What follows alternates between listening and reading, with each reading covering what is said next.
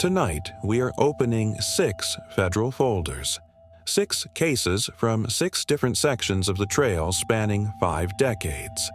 6 searches where the field log recorded something that did not make it into the final incident summary released to the public. 2,190 miles, 6 folders, 0 explanations that account for all of the evidence. This is Obscure Nights. October 8, 1976.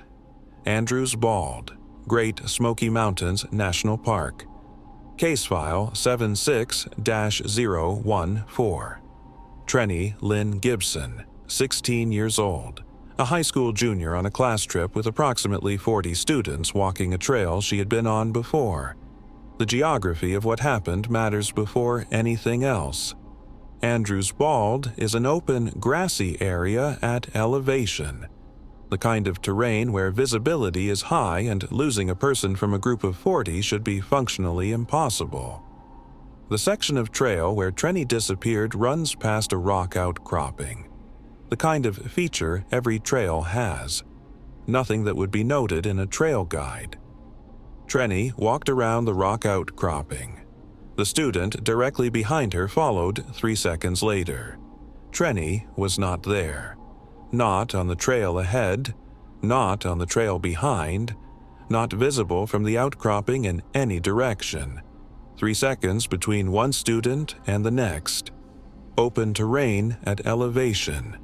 40 witnesses who between them could account for every second of that gap, except the one that mattered. The search that followed covered Andrews Bald and the surrounding area systematically. Case file 76-014 ran for an extended period involving NPE's personnel, volunteers, and tracking dogs. What the search log recorded about the physical evidence at the site of the outcropping has been referenced in researcher accounts of this case, sourced to search volunteer testimony. 2 volunteers reported finding footprints in the soft ground near the rock. The prints were described in the field as appearing significantly deeper than the weight of a 115-pound girl would produce, the specific depth consistent with significant additional downward force. The prints moved uphill from the outcropping at a pace the volunteers described as inconsistent with a person moving through that terrain under their own power. That description appears in researcher accounts of the case sourced to volunteer testimony.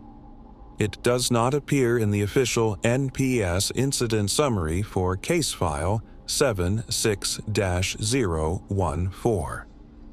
A thermal anomaly was noted near the outcropping in the search log from the night of October 8th.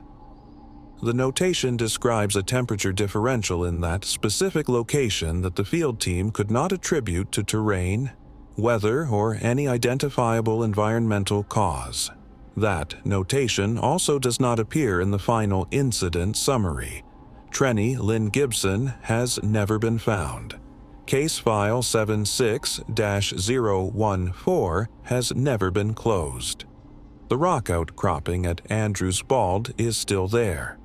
The 3 seconds between one student and the next has never been explained. In 40 witnesses over a trail section with clear sightlines and open terrain at elevation, not one person saw what happened in those 3 seconds. That is the documented fact of this case. Everything else is what the logs recorded and the summary removed. July 2013. A remote section of the Appalachian Trail in Maine, Redington Township. Case file 2013 MESAR. Geraldine Largay, 66 years old, an experienced hiker with significant trail experience, attempting a long section of the AT with her husband who would periodically meet her at road crossings. The documented facts of the Geraldine Largay case are publicly available and extensively reported. But the SAR component of this case, specifically what the search logs record about the grid where Largay was eventually located, is the part that experienced wilderness search coordinators find most difficult to explain. Largay became disoriented and left the trail. This is documented in her personal journal, which was recovered with her remains in 2015.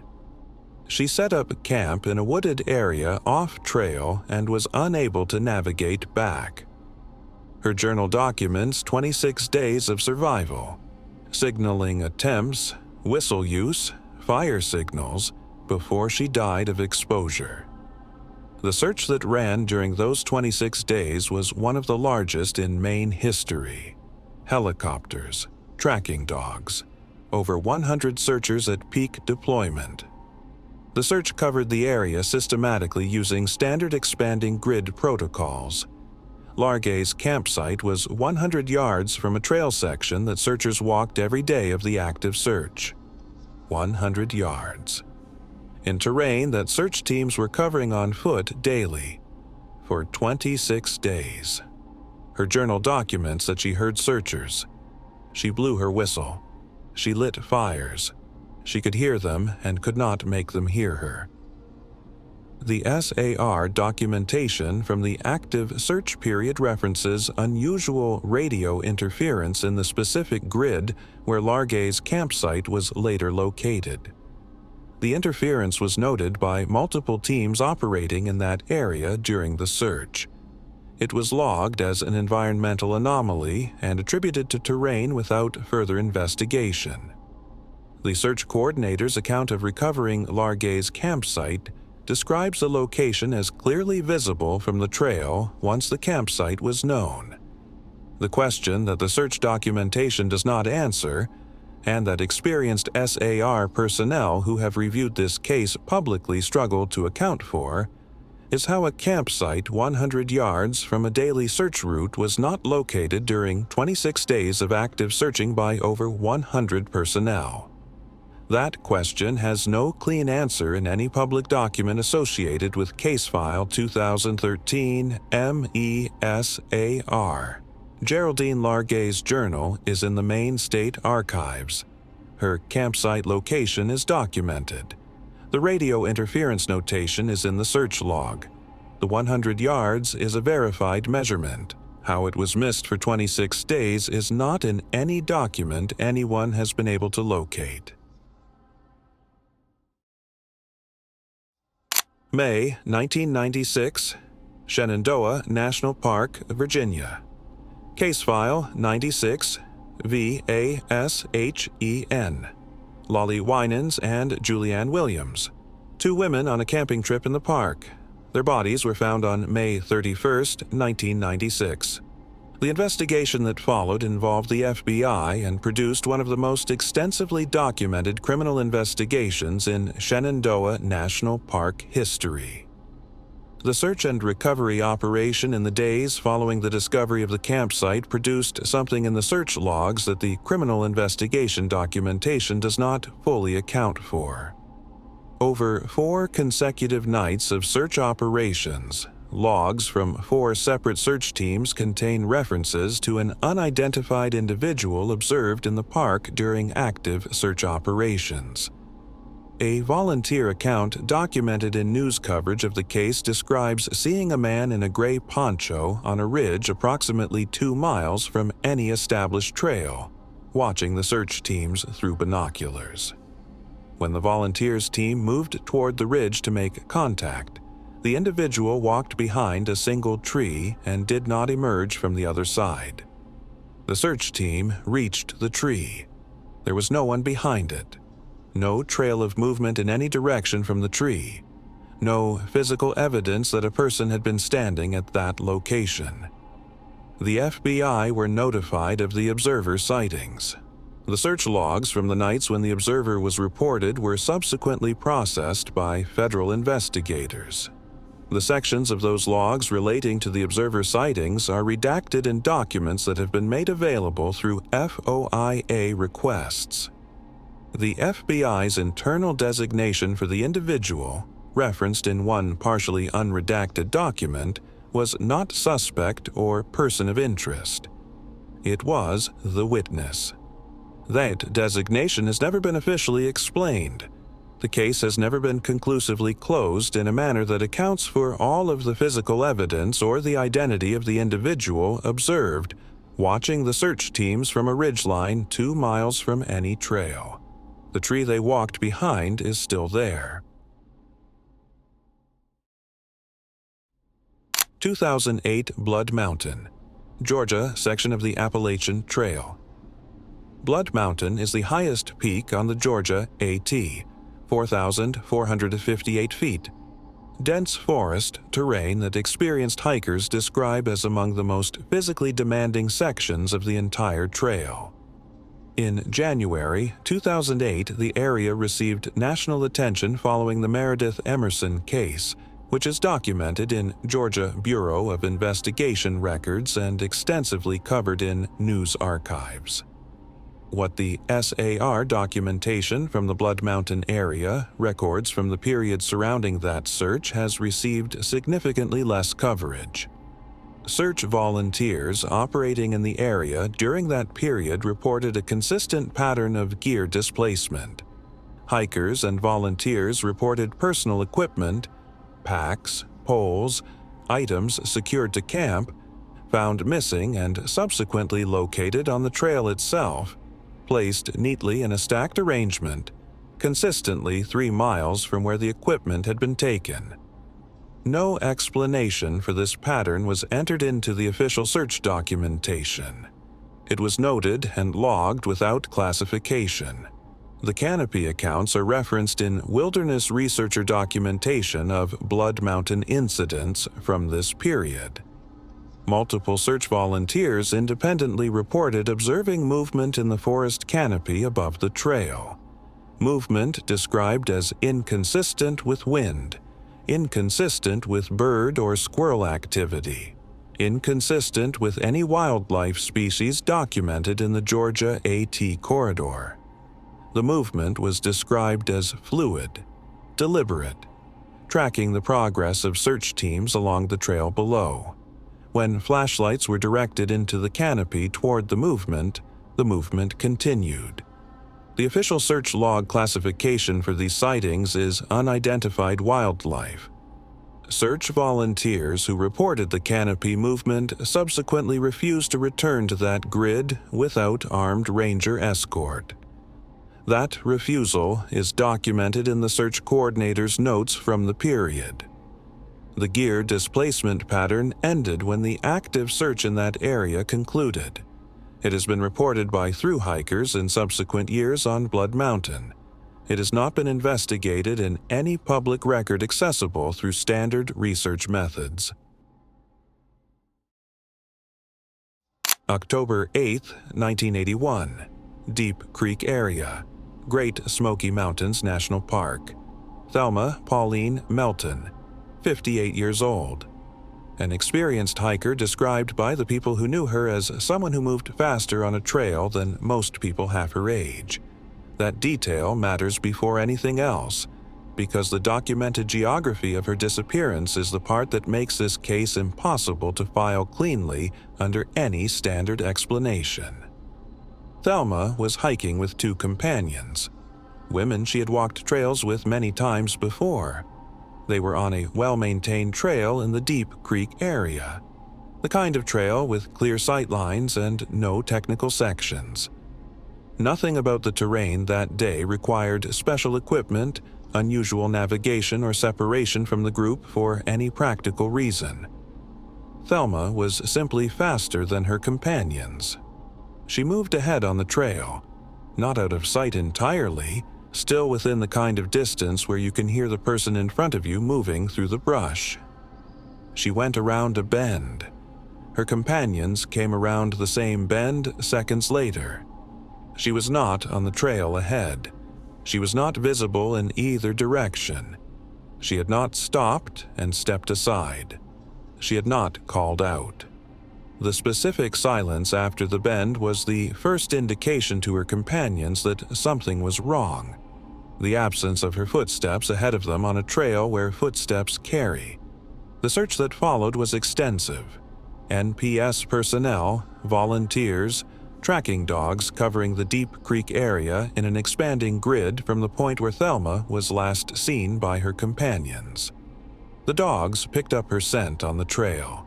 They tracked it forward from where the companions had last heard her moving. The scent continued along the trail for a specific distance. Then it stopped. Not at a water crossing. Not at a terrain feature that would explain a scent break. The trail continued.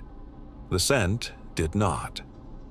The search coordinator's documentation of the dog behavior at that point uses language consistent with accounts from other cases in this video. The dogs did not lose the trail gradually. They reached a point and stopped tracking. No physical evidence of Thelma Pauline Melton was found in the search area. No clothing, no equipment, no indication of a fall, a medical event, or any physical disturbance to the trail surface or surrounding vegetation consistent with a person leaving the trail under their own power or otherwise. She went around a bend that her companions came around seconds later.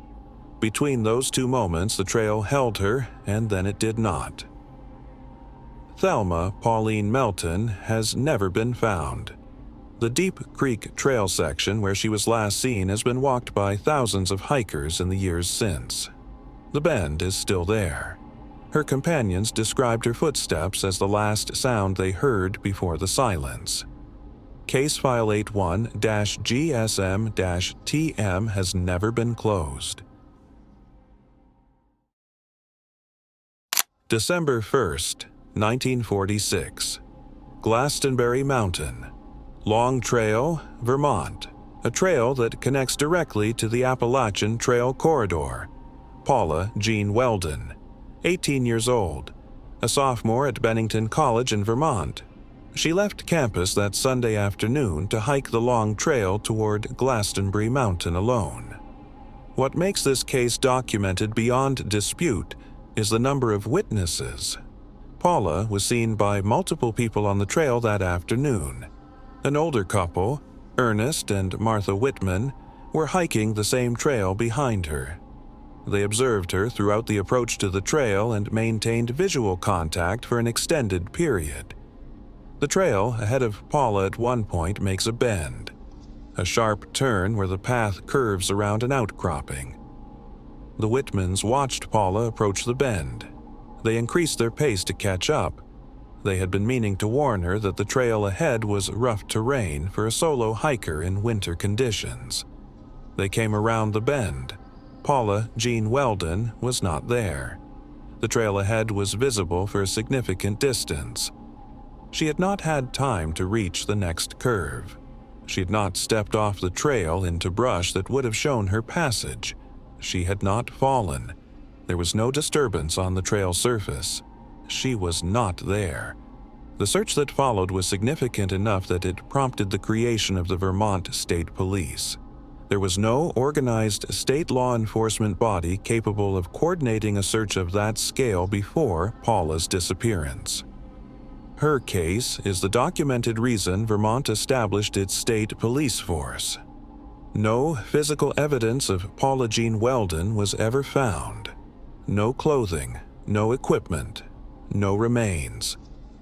The Whitmans described the moment they came around the bend as the moment they understood something was wrong. Not because of anything they saw, but because of the specific quality of what they did not see. A person who had been ahead of them on a trail for an extended period simply was not there anymore. She went around a bend. They followed immediately. She was gone. The bend on Glastenbury Mountain is still there. The long trail still runs through it. Paula Jean Welden would be 96 years old. Her case has never been solved. The Vermont State Police was built on the failure to find her. The bend she walked around has been walked by thousands of hikers since December 1st, 1946. None of them have found an explanation for what happened to the girl who was ahead of them. 6 cases, 5 decades, 1 corridor. The pattern that connects all 6 is not a theory. It is a documentation decision. In every case, something was recorded in the field. Footprints too deep for the weight of the person. A scent that stopped on open trail. Radio interference in a specific grid. A figure observed by multiple witnesses walking behind a tree and not emerging. And that notation did not make it into the final incident summary released to families and the public. Different parks, different decades, different coordinators, the same decision about what the public record would contain. What the 6 cases in tonight's files share is not a supernatural explanation. It is a documentary gap. And that gap is consistent enough across 5 decades and 6 separate agencies that the consistency itself is the most disturbing thing in these files. Here is what these 6 cases teach you practically before you go into the AT corridor. The Geraldine Largay case is the most important wilderness safety lesson on this trail. She was 100 yards from searchers for 26 days because no one knew precisely where she had left the trail. File a detailed trip plan before every AT section you walk. Not a general note, a specific document. Trailhead entry point, planned route, road crossing schedule, emergency contact who will act within hours, not days if you miss a check-in. That document narrows a search grid from miles to yards. It is the difference between what happened to Largay and what does not have to happen again. Paula Welden and Thelma Melton both disappeared around trail bends, out of sight for seconds in terrain with no technical hazard. The lesson from both cases is the same. On backcountry trail sections, maintain voice contact with your group even when visual contact is briefly broken. Call out at every bend before the person behind you loses sight of you. It costs nothing. The documented alternative costs everything. Carry a personal locator beacon on any remote AT section. Cell coverage is absent in the Maine wilderness, the Grayson Highlands, and the Deep Creek backcountry where 3 of tonight's cases are located. A PLB transmits GPS coordinates directly to rescue satellites regardless of terrain, weather, or the radio interference that was documented in the Largay search grid. It is the only device that works in every condition these cases document. And if the trail goes quiet in a way that feels imposed rather than natural, all at once rather than gradually, treat that as information. Move toward a trailhead.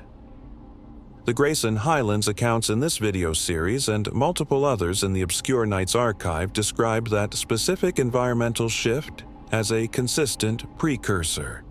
It is not random. Something causes it. The 6 cases in tonight's files are the documented record of what happens to people who stay to find out what. Walk the trail. Know the files. This is Obscure Nights, where the cases nobody talks about get told the way they actually happened.